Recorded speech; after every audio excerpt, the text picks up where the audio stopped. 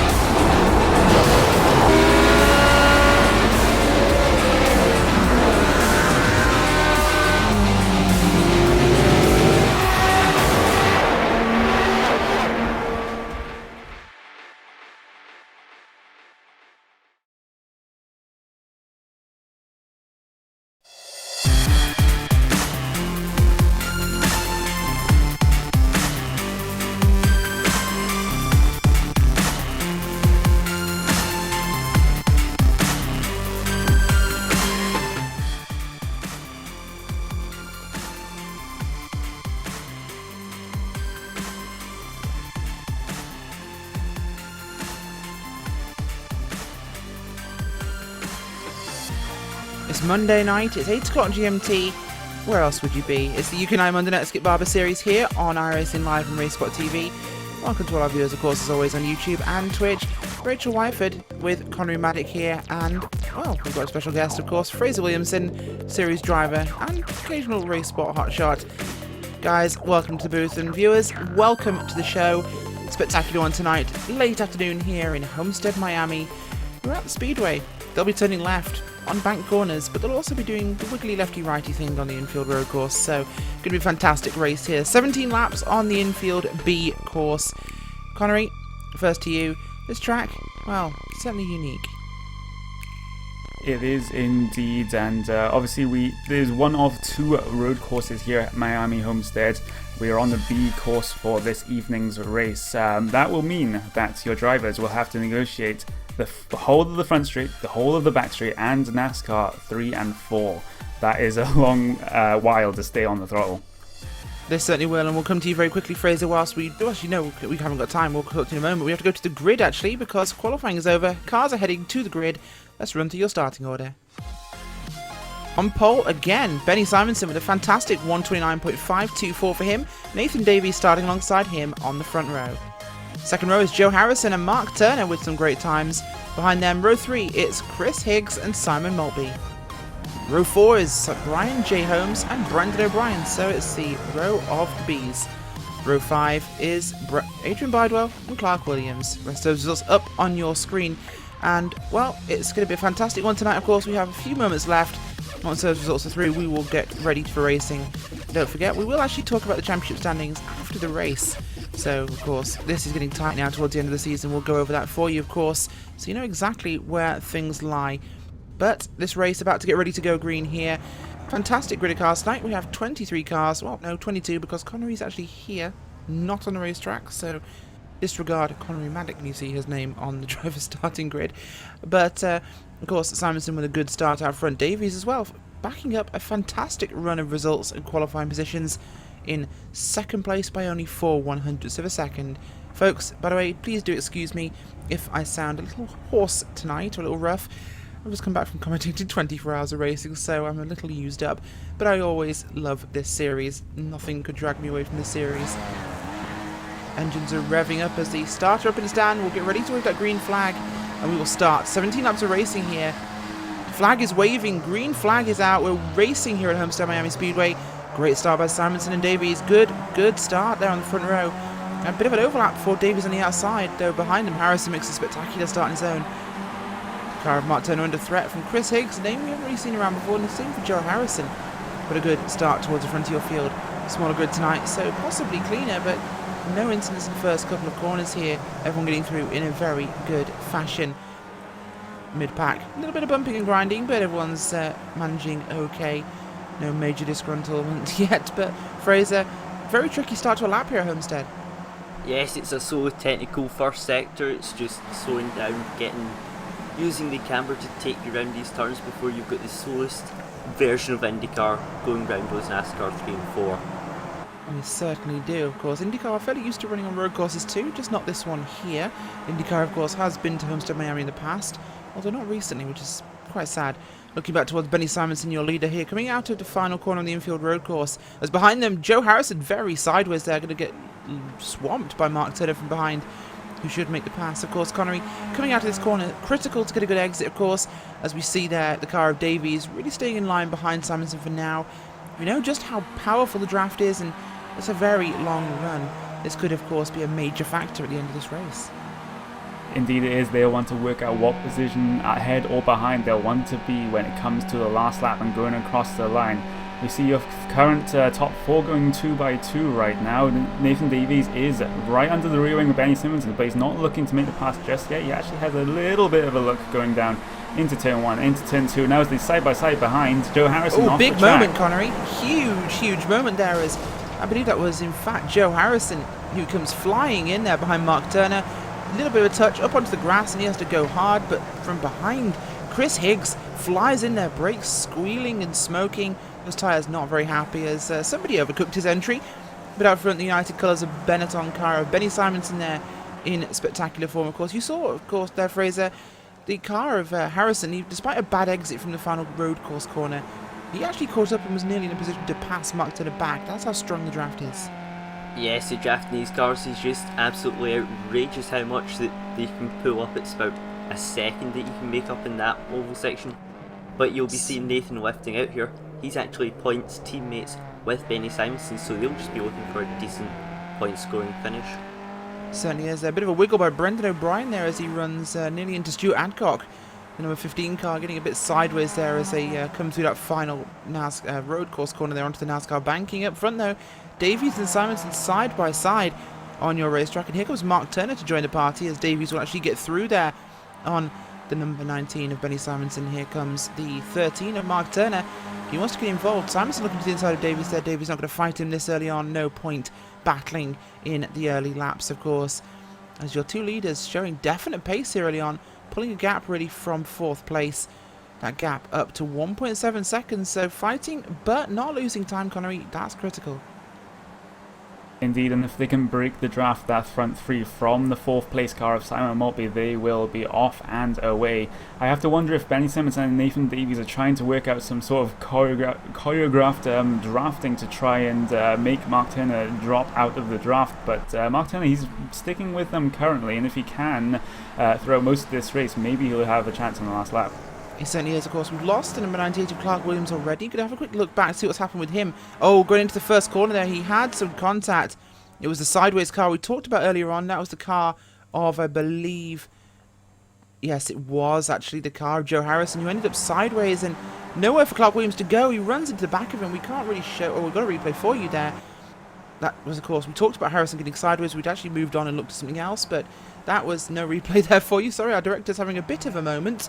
But essentially it was the tail end of the moment we talked about a little minute ago. Williams just a very unwilling participant in that one, Fraser. But up here, Simonson and Davies swapping again. It does look correlate. Oh, sorry, I will English properly. It does look choreographed. They're certainly drafting to actually gain speed here and pull away. It's working. Yes, they are. It's what you need to do with these little skip bar cars. The draft that you've got to use it to your advantage and just hope you don't make contact like they almost did there. Of course, Simonson and Davies have been big, fierce competitors for the last few rounds. Davies really picking up his speed in the last couple of rounds. This season has been a massive improvement for the Welsh driver, on spectacular form in recent times. As, well, Fraser points out, they are actually teammates in the points, Simonson and Davies, so of course they don't want to wreck each other, they're looking for the team championship points there, but of course Simonson not going to be finishing every round at the end of the season, so the championship lead might not fall to him, but we are missing one critical driver in this race, that is, of course, Tom Ward. Tom Ward not present, and well, he was second in the points. This could cause him to drop even lower, which will bring Stuart Adcock back into things if he can work his way back towards the front a little bit here. He's currently running that number 52 car down in 7th place, as of course Friction with Tom Ward being second in the points for team standings, so this will be one to watch. Stuart Adcock there behind the 14 of Adrian Bidewell, trying to work his way forwards here, as Brendan O'Brien pushing wide behind him again, something he's been doing a few times this race. Not looking comfortable for him today, Connery. He's trying to get further towards the front here. Look at Chris Higgs, the 11 car though, about to make a pass there on Simon Maltby. Maltby running quite close to front this week. Yes, he is indeed, as they go side by side through NASCAR turns 3 and 4, I believe that is. They will stay side by side, but Chris Higgs has the momentum on that high side coming off the corner. We'll see if Simon has a little bit of a look down into turn 1. He's staying behind currently. He's sticking his nose in there as we see some locking up from the front from Nathan Davies, but Simon won't be behind Chris Higgs. Do you feel like your race spot career has been finally fulfilled, Connery? You managed to stay side by side through NASCAR. And there's a wreck out of turn 2. There is. We'll have to switch back from me goading Connery to the car there of Ashley Beard. Ashley Beard will get your replay for that one in just a second, but this was contact. He gets on the curbs in this entry to turn number 2, as Fraser rightly pointed out. Contact with a 15 of Brendan O'Brien. That car has been very out of shape so far, but he just washes out, and well, it is Ashley Beard's fault there. Looks like Brendan O'Brien gets away with that on Fraser, but not a nice moment. No, it's not. It was just one car going too far one way, another one going too far the other. That is often the way. As up front, the 19 car, Simonson leading at this point, so it's not Davies' turn to lead the infield, as Simonson will to lead them out there onto the NASCAR track. Davies looking like he has a great run again. Mark Turner sticking with them here, Connery. He's really holding on to this front 3. They've pulled 1.8 seconds now over Chris Higgs in 4th place. Him and Maltby racing pretty hard. It's not helping them, but it's not hindering them, as here comes Maltby on a big run in that number 16 car. Going to be a very clean pass for him as he pushes to the high side now. As Connery said, they're going to go side by side here as they run down towards the front stretch. Of course, this will be super critical for the run into the final lap and run to the checkered flag. Maltby taking a very wide entry there, so we can carry much more speed here through turn number 1. Does back out though. Can he go for an undercut into turn 2 as the car of Higgs will push wide? Maltby looks, but he will not touch as he tries to go there and has to back out a little bit more than he'd like to.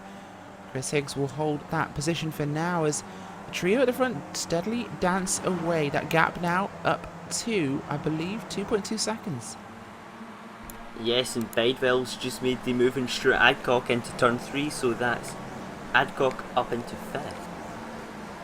Well, it was, of course, but Bidewell is up into 6th place as Adcock drops down to 7th place in the racetrack, so not a great run for him at the moment. As behind them, Andrew Leach staying involved with this pack. He's in a good top 10 run, and first time we've seen Tim Adcock up in the top 10 for a long time in this series, so great to see that Williams Martini car up there. Brendan O'Brien looking to go around the outside here for turn number 7. Going to try and hold it. He'll get a good run. Nice line there by Brendan O'Brien. Adcock still on the inside, and behind them, Matt Jacobs looking to get involved in this one. A number of your big players not here this week, so plenty of opportunity for some of the drivers to gain some much needed points. Up towards the front of your field, Simonson and Davies, same old story. They're running nose to tail there with Mark Turner, doing what they can, but as it stands, they're pushing as hard as they can. Yes, as we see side by side, 2 by 2, 2 rows deep going across the line on the front straight. Tim Adcock and Brendan O'Brien in that front too. Brendan O'Brien on the outside. There's contact, but Tim Adcock, he goes off into the gravel as well. Big incident. Oh my gosh. Tim Adcock goes so far off the track, he actually enters NASCAR turn 1, up the banking, does a U-turn and rejoins. Spectacular recovery there, worthy of an Olympic gymnast. Yes, it was, and he managed to keep it out the wall, out there in turn 1 and 2 as well. He went flying. It's normally the skateboarders that carry lots of speed up banking, do a U-turn and come back down them again. I think it's half pipes, I believe. Looks like Skateboard's Tim not Adcock an believes Olympic. he's in a skate. I think looks like Tim Adcock believes he's in a skate park. Granted, that's not an Olympic sport, but last time I saw a recovery that good, it was a gymnast landing. But up front, Simonson and Davies, along with Turner there, steadily pulling this gap up, 2.6 seconds. So it's widening every single lap, Connery. This gap really being managed well. So these guys are at least looking at if they can finish at a solid podium finish. One thing we need to really discuss, though, this happened last time we were here at Homestead Miami B in the series. It was Benny Simonson involved with another fast driver in the series. That was Fahim Antonides. Simonson squeezed Antonides into the wall off the final corner in the run for the checkered flag. It did cost him the win as well, but is he willing to do it this time on Nathan Davies if he's there? And does Mark Turner remember? We will have to wait and see for when that time comes, but I don't think Benny Simpson will be likely to do that to his own teammates in Nathan Davies, but of course we will never know, especially with Mark Turner following closely behind. We certainly will. And of course, looking further down your field, Hugo is the director here, checking if I'm actually live. I am, thank you, Hugo. I'm tired, but I am awake. As back towards P9, it's Brendan O'Brien again, the 15 car. Up alongside him, well, Matt Jacobs is through, and Stefan Nobis is looking to try and get involved. This was O'Brien runs very wide there, trying everything he can, but Jacobs gets through there, no drama. He moves himself up to P number 9 with a great move by the Epic Academy driver.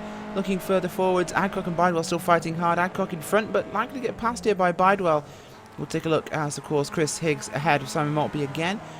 Davies is out front. Can he hold it to the line here with Simonson? Simonson closing in rapidly with that draft. He will pull up to the higher side. Here comes Mark Turner as well to get involved. Turner as close as he's been all race long, as we are here on lap number, I believe we're on, for some reason not showing up for once. That's unusual. Lap number 7. No, 9. Lap Sorry, number we're on 9. Which is very weird because I'm getting 2 different lap numbers as something has gone awry. Davies stood out front there, Connery. That's critical this time by. I think he might have just had enough of a gap for the draft not to be too big for Simonson, or Simonson chooses to stay in line to increase that gap. But Davies holding on. Is this an important moment we're seeing? It could be. Nathan Davies will be looking to get that good drive out of the hairpin turn, just coming onto that long back straight out of turn 8. Get a good drive off there. You can potentially hold off the person drafting behind you, but it's going to have to be a very, very good run as Nathan Davies, he pulls out a little bit of a gap from Benny Simonson in turn 6 and 7. Benny Simonson will have the draft coming back down into turn 8, but Mark Turner, again, he's not dropping off. He might play a factor later on in this race as we're 9 laps into the 17-lap race. Certainly could be. What I'm going to talk about, though, is the 502 car of Andrew Leach. He's here with this pack of Adrian Bidewell and Stuart Adcock. We had really been split up into 3s and 2s, Connery, but right now, this trio led by Stuart Adcock with Bidewell and Leach in tow, they're catching Chris Higgs and Simon Maltby. This could make our battle for 4th place backwards very, very interesting, especially as the 2 ahead of them are going side by side. We could be about to get a big pack battle here in the Skippys, which is super important, as Davies goes high in NASCAR 3, the 73 car running right the way up to the wall, letting Simonson go through. Never have I seen a clearer indication of the fact these 2 are working together. I've seen racing in this series, but not right at the front. Usually it's every man for himself. This is interesting tactics from these drivers. This is full-on IndyCar draft swapping tactics. This is the sort of thing we'd see at somewhere like Pocono, or somewhere, of course, like Indianapolis, with the leaders swapping positions on purpose to slingshot each other forwards. Of course, it's helping them build speed. They're not slowing each other down when they're passing, so they're using that draft, they're not wasting it, but they're also not impeding each other's speed. This is critical, and this is really helping that gap grow. It's 4.6 seconds now, and of course, once Adcock reaches Maltby and Higgs, that's only going to widen as that group battle of position. Looking at the number 16 of Maltby right now, he's about to be attacked by Stuart Adcock from behind. The 52 car looking very strong, Fraser. Yes, and this pack has closed up, so I'm hoping personally to see 5 wide here in the oval section, but I'll settle for 3 or 4. Well, we'll see if we can get Fraser his wish, of course. Hopefully the drivers will hear those. I'm not sure if they're allowed radios in their cars, but it has been known to happen. Trust me. As right now, Maltby sitting there in 2nd place of this train behind Chris Higgs. Higgs up front, about to get past here as Maltby gets a big run, but so does Adcock from behind, so Higgs could be swamped here into turn 1 if they aren't careful. Adcock drops back in line here as up goes Adrian Beigel instead. Andrew Leach falling a little back there. Bad exit for him as we're going to go 3 wide here on the start-finish line. Fraser will nearly get his wish. Could it be 4 wide right now? As it looks like Bidwell wants to get involved. No, he wisely backs out there as 2 for 1. Stuart Adcock jumps up to 4th place right now with a spectacular 3 wide pass across the start-finish line, Fraser. Yes, and Stuart knows how to make those moves. He's a veteran of this series, and he knows how to make those moves happen in this Skip Barber car. He certainly does, and we'll have to see if he can get up now and join your leaders. It is 4.9 seconds between him and that lead pack. Can he get up there? Have we got time? We're on lap 11 here of 17, so we have 7 laps to go at this stage, and that's not a lot of time, but it has been done in the past. Problem is, though, of course, Connery, Simonson and Davies, they're not fighting. Martin Turner, not fighting. Your top 3, they're happy to decide this one amongst themselves. Indeed they are, but going back to Stuart Adcock's pass on 2 cars in the same straight corner, that is very good for his championship against, of course, Tom Ward and Benny Simonson. He had a pretty terrible qualifying session. He started in 11th, but now he's up to 4th, so that is a very good recovery drive from Stuart Adcock as, again, Simon Maltby closes up to the back of him in NASCAR 3 and 4. He certainly does, as Simon Maltby there looking to go around the outside of Stuart Adcock. This is a very brave move to make. Here comes Chris Higgs as well. He might want to get involved. He saw 3 wide before. Time to play, but no, he gets pinched up there by Adcock and Maltby. Both of the same mind, both reading each other's minds there and going for the very defensive line. It's round the outside. In turn 1 goes Simon Maltby in that 16 car. Fantastic line round the outside there, and spectacular pass for that driver. Stuart Adcock will have to stay behind for yet another lap. Fraser, that's brave. Yes, and these drivers will be looking for different lines around that turn 1. It's pretty much flat out when you're not in the draft, so it'll draft a little left if you're behind another car, but it's all about trying to find the bit of cleaner that you can get for that corner. It is indeed, and we are going to look at 3 drivers on a team here, as Barry West in the 3027, the 50 car of Paul Thurston, 22 car of Darrell Taylor, the 50 car of Thurston, having just passed his teammate Darrell Taylor there, looking to go after the 12th place car of Seymour Harding. Up in front of him as is Stefan Nobis. We'll have to see if Thurston can make that move stick and go further forwards. Qualified 18th, he's in 13th right now, so big moving there for Paul Thurston. He's going to try and go forwards here in that beautiful Epicure banana machine. Remember, Kong says eat bananas, or so his car says. We'll have to ask him later when he comes in for his interview. One of our regular guests here on RaceSpot TV as we look back towards the front. Adcock, of course, he just mentioned 2 wide, 2 deep here. 52 car of Adcock on the bottom, on the back row. This group is 3 wide, not 4 wide. They're not brave enough for that. Again, on the outside, Chris Higgs goes round as Adcock nearly makes contact there with Adrian Bidwell. That would not have been good for them, of course. Simon Maltby doing what he can here to stay involved in this mix. This has suddenly become a massive fight there. Adcock has to check up mid-corner there in turn number 3. Doesn't want to get really caught up with the back of Simon Maltby. Chris Higgs, not really seen him in the series before, Connery, but fantastic battling here with some serious veterans. Yes, Chris Higgs making a absolutely great debut performance in this series, but all of this fighting has just allowed Andrew Leach to catch back up, whereas a few laps ago he had dropped off the pack a little bit, just losing the draft. He has now managed to catch right back up to the back of Adrian Bidwell as Stuart Adcock is going to have a look on Simon Maltby on the outside going into turn 8. They certainly are, and Stuart Adcock, can he hold it around the outside? Will he be brave enough? Is it even worth it? Or does he take a very wide entry as he is doing? He's going to get a big run here on Simon Maltby. This should serve him very well. We'll keep an eye on this one for a moment, as that number 52 car really draws up very early on the back of Simon Maltby. Is Adcock going to sling around the outside? He goes for the move early. They're not even in NASCAR turn 3 right now.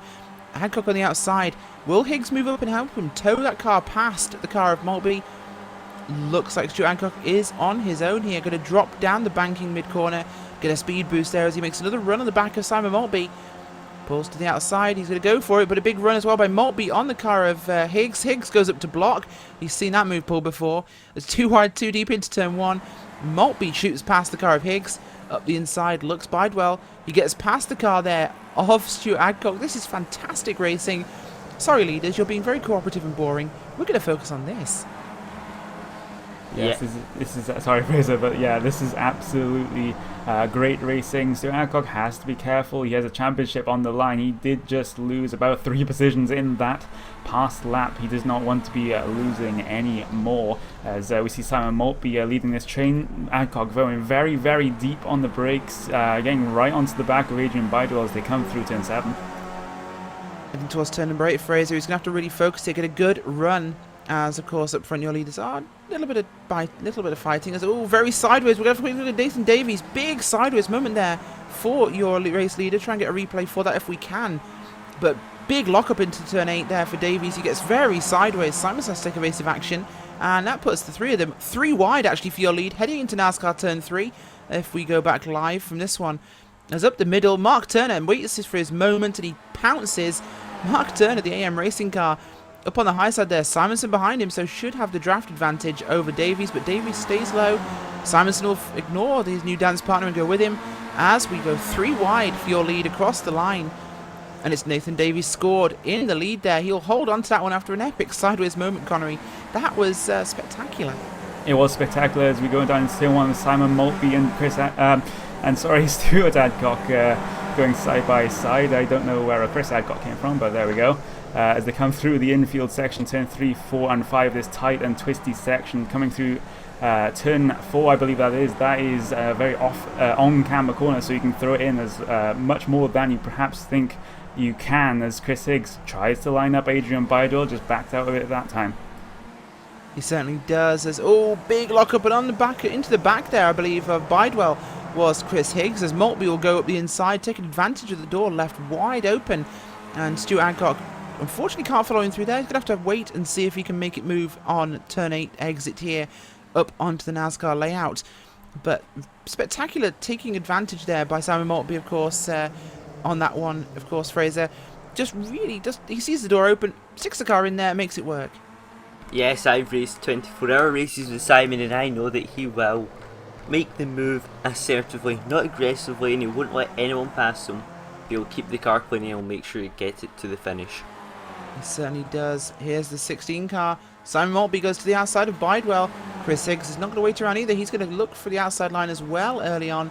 But keep your eyes open, boys. Here comes Stuart Adcock to the inside. 2 wide, 2 deep now. Adcock will look for the middle. They leave it open for him. Not 4 wide yet, but through Adcock will go. Big move by Stuart Adcock there as we come on to lap number 16 here. It'll be 2 laps remaining in this one. Stuart Adcock, he left the door for him. The wily campaigner took it, and he gets through with minimum fuss. I think that just shows how aggressive Stuart can be when the door's left open. He'll put it in there and just hope nothing else goes wrong. Well, nothing else went wrong. The place was gained by Stuart Adcock. He did lose a few, but he's back up there now, so he's running in 4th place. Of course, Nathan Davies, Benny Simonson, Mark Turner, Simon Maltby, Stuart Adcock and Simon Maltby, your top 5 in this one so far. But that is not set in stone. With the draft out of the final corners, this could be anyone's finish. We have literally no idea until they cross the line. Of course, the top 3 are separated from the rest of your pack. 4.7 seconds, so huge gap in this one. Is good exit there by Stuart Adcock. And turn number 8, Simon Maltby as well. Bit of a slower exit there by Adrian Bidewell, who drops back a little bit. Chris Higgs, of course, deep there in that group, with Andrew Leach really holding on behind this one to get involved as we look back towards the lead here. It's Nathan Davies, it's Benny Simonson, Mark Turner. He's being patient. He expects some fireworks here towards the end of this one. Teammates or not, they see that checkered flag waving in the distance. These two are going to go at this hammer and tongs. But they've been cooperating more than I've seen anybody do all season, so could well be a fantastic one here as Davies still scored your leader. No, Simonson is, in fact. Davies goes around the outside, though. This is lap number 17. This is the final lap now. Everything will matter. Davies must focus here on defending his lead. Does he want to be leading here into the banking? Does he want to be in 2nd place? He could be caught in a bad spot here. This could be detrimental to his chance for a win. We'll have to see if he can manage to hold on, or if he can somehow engineer this to get Simonson ahead of him. Or will Simonson recognise that and refuse to pass? We'll have to keep an eye on. We think Hugo, our director, thinks Nathan Davies is screwed. We will see just how screwed he is Will Mark Turner choose to get involved now? Will he get involved in this one? Maltby's ahead of Stu Adcock for your second pack, as behind them it's Bidwell ahead of Higgs. Higgs ahead of Leach. Jacobs is up. He's past Brendan O'Brien. He's in 9th. He's on his own. That's boring. We'll look at Brendan O'Brien. He's got Seymour Hardy behind him. Paul Thurston's up in 12th. He made that pass stick on Stefan Nobis. We'll have a look back in a second. As here we go. Critical turn number 8. 2 packs of cars we're watching. It's Davies. It's Simonson. It's Turner. Davies is the victim. He's looking like he has nothing to defend with here. Adcock, though, behind them. The 16 car being passed by the 52. Rounding outside there. Off turn 8. Huge run by the car of Stuart Adcock. Major advantage, and behind him will draft Adrian Bidwell. This could be a mega advantage. You can pull down here and block the draft of Simon Maltby. He'll try. No room. He can't squeeze him down there. Looking to your lead, though. Coming to the line, 3 wide. It's going to be Benny Simonson, though. Bouncing the car off the wall as he tries to hold it in place. Mark Turner takes second. Nathan Davies takes third.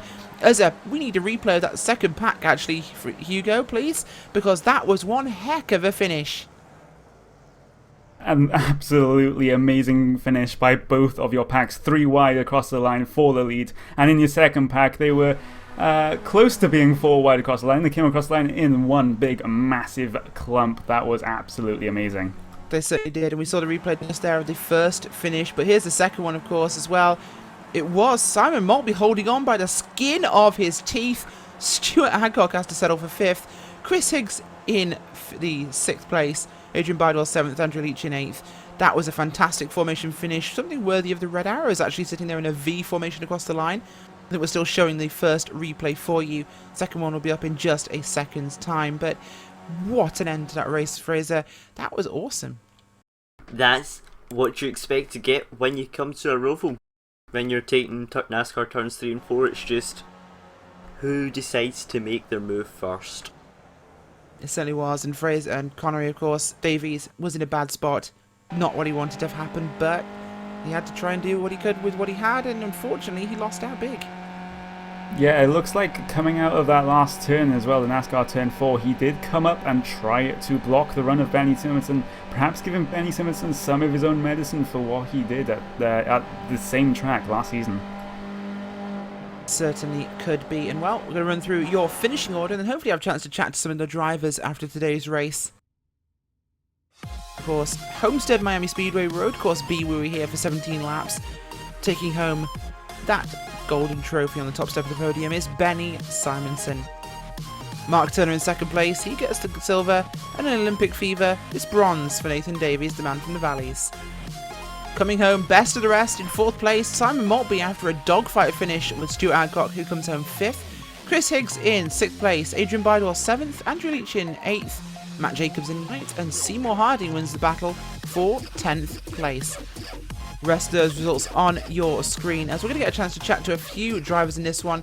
In fact, here is the driver of Mark Turner, who came home today in 2nd place, along with Nathan Davies in 3rd. Firstly, Mark, we'll come to you.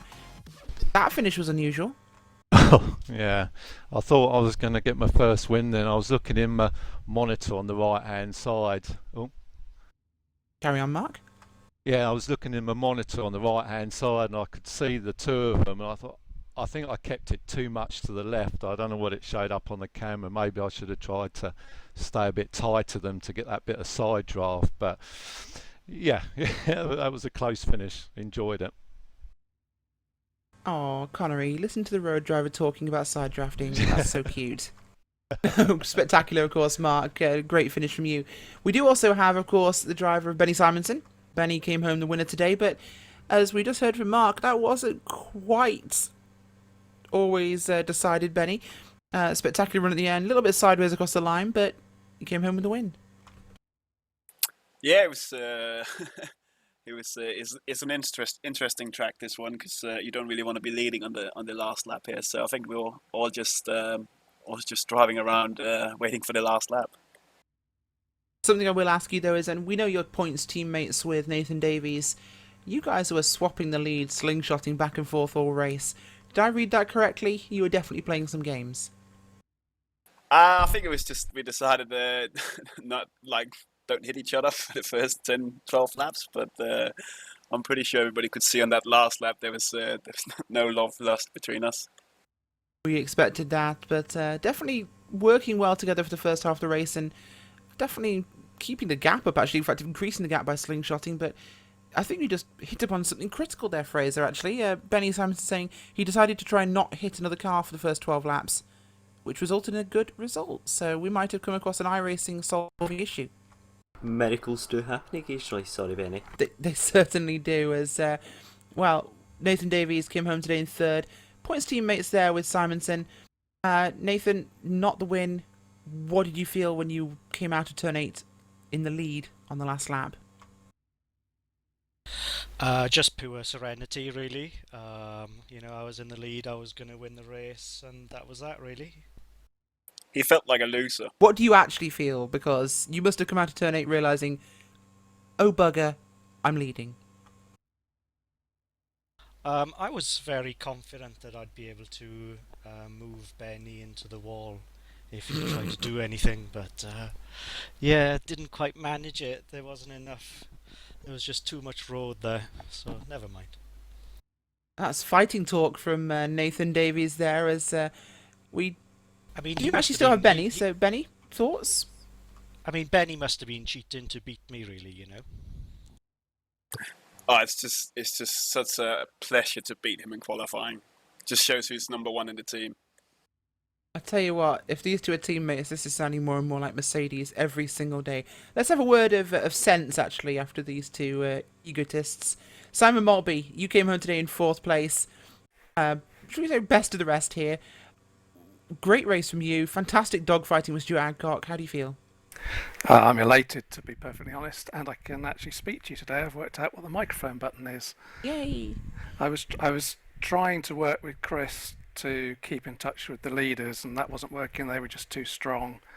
And then gradually Stuart and Adrian were catching us up, and it became clear that we just had a dogfight. I still don't know how I managed to keep 4th place in that last lap. I've got no idea. Must have been so close. Well, seeing as everyone's running off before I could ask a final question, I'll put it to you as well, Simon. And have you all been watching the Olympic Team GB in the velodrome this past week? Because those two packs finishing was like watching the cycling. Well, of course we have. But this track is just like that, isn't it? It certainly is. It's round and it's banked, and Skippys are practically bicycles. I'm sure we can agree on that one. But fantastic result from you, of course. 4th place, spectacular result. Best of the season so far? I think 4th is my best ever in the league, so I'm very happy with that. Thank you. Then congratulations. Awesome result for Simon Maltby. The 16 car getting his best result all in the league, I believe, from what he's said. So congratulations to Simon. And, of course, last but not least, we have Paul Thurston. Paul, you started 18th. You managed to come home today with 13th place. Not what you wanted, but again, big climber, as always. I just don't know where my pace was today, actually. I mean, I've been fairly on the pace all week, and then suddenly everybody's second quicker than me, which is a bit of a surprise. We had a great little Epicure banana benefit back at the back. There were 4 of us. Well, 3 of us We did all notice running together. that you were all on the camera. Well, it was quite good, actually, because, at a few points we were just all running in line stern. We'll have to take some screenshots of that. But, Daryl and I were doing the cycling thing, really, just trying to catch up with the lot in front when we got dropped back a bit, but it didn't really work. But, yeah, it was a good little battle. I mean, I was right on the back of that little pack aiming for 10th. But I just couldn't get past him. I tried last lap to get Stephen Nobes around the outside into turn 2, but I just left my brake a little bit too late and went wide. But yeah, look, this place is brilliant. Of the Rovals, I think this is the best of them. Someone who's built the infield, who's built the actual road course, has thought about it rather than just putting a few cones around the car park. It's got a lovely flow to it, and that turn 1 is one of the best corners in the whole sim. I'm going to put this question to you, Paul. I'm going to put this question as well to Simon Maltby. This race felt like one of the UK&I Skippy races of old. This felt like a race from perhaps 3 or 4 seasons ago. Compared to what we've seen recently, a little bit of anger and aggression that's been happening. This race was something from the old days of the series. Yeah, I'd agree with that. I mean, I was around people. I was around Seymour. I was around Brendan, Stephen. I don't really know. I think he's fairly new. But I mean, Baz behind me, Darryl, Alan. Uh, we all knew we could go into turn one 3 wide, and we would all come out of that corner. And that is how it always used to be. We didn't have people just sort of like sticking their nose in to a space which is going to disappear.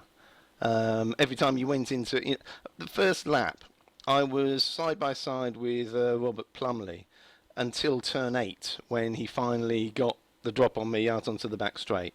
And we were literally side by side the whole way around, and both of us knew we wouldn't hit each other. That's proper racing. It was great fun. Simon? I agree with Paul. I mean, the main thing with this, I wasn't around 3 years ago, so I can't comment on what it was like, but it's the track that makes this. And if you have groups of cars going round with people that trust each other, then you know there's not much point in overtaking until you get to the straight, and you know you can have a real go on the straight, because when you get to that first corner, you can take it 2 or 3 wide, and then it's who's bravest on the brakes for the second. It's the track more than anything else. It's certainly brought a tear to my eye in seeing such fantastic racing here. Thank you, Paul, and thank you, Simon. Lastly, but not least, we'll have a quick chat to Seymour Harding. Seymour, you came home in 10th today, qualified 16th. Fun race? Loads of fun, yeah. It was only my first race last week, and I don't race a lot because of nerves. But these guys, they're so clean to race with. It's you keep your line and make sure everyone knows what you're doing, and it's a ball of fun. It really is. It's excellent. Of course, this series does really provide, on the road side at least of iRacing, within the UK&I club structure, an open door. Everybody can come in, new or old. Of course, you as a new driver of the series, you've turned up, and of course, you race people clean, they race you clean as well. And it's great you're having such a good time, and hopefully some good results will come your way. Not bad to start your second ever race, finish your second ever race, I should say, with a top 10. Very much. Thank you, Seymour. Well, Connery, Fraser, any last thoughts? We'll go to you first, Connery. I just gotta say that finish I can't get over that finish right now. Just 3 wide across the line for first place. That is something you rarely see in road racing. You see it a lot more often in oval racing like NASCAR and IndyCar, but with these Skip Barber cars, that was just something to behold. Fraser? I'm disappointed there wasn't any 4 wide, but that was an amazing race from everybody. We give him 3 wide and he still wants more. It's no pleasing, Fraser Williamson. But on that bombshell, we are going to end for tonight, of course. Don't forget, you can join us same time next week, 8 PM GMT. And don't forget, we're heading to Donington National. And it's only 2 rounds to go. Same time next week. Catch you then. Good night.